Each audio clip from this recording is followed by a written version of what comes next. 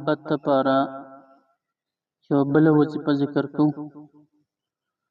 څوک چې وایي چې زما د خاوند ما سره محبت نشته یا زما د ښځې ما سره محبت نشته، نو د هغې دپاره به مونږه یو بهترینه وظیفه ذکر کوو چې انشاءالله د دې په برکت سره به الله جل شانه د دې دواړو په مابین کې د زړه محبت پیدا کړي، او د دوی په مابین کې چې څه قسمه ناچاقي وي یا څه قسمه چې کوم دی نفرت وي یا څه قسمه بغض یا کینه وي، الله جل شانه به د دې وظیفې په برکت سره د دې دواړو په مابین کې دا هر څه ختم کړي.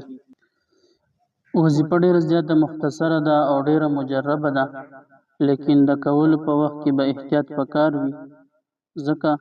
چې دا دوو کسانو په مابین کې دا جګړه ختمول یا د هغې په مابین کې بغض او کینه ختمول دغه لږه وخت اخلي. د دې وجې نه چې کوم دی دا وظیفه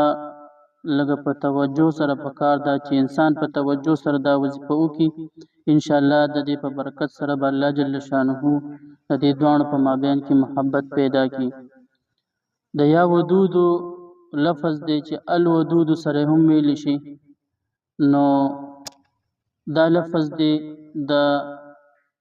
په روټۍ باندې په سالن باندې به دا زر کرته دا ووې او په هغې باندې به چې کوم دی دغه ترکاري او روټۍ دم کې،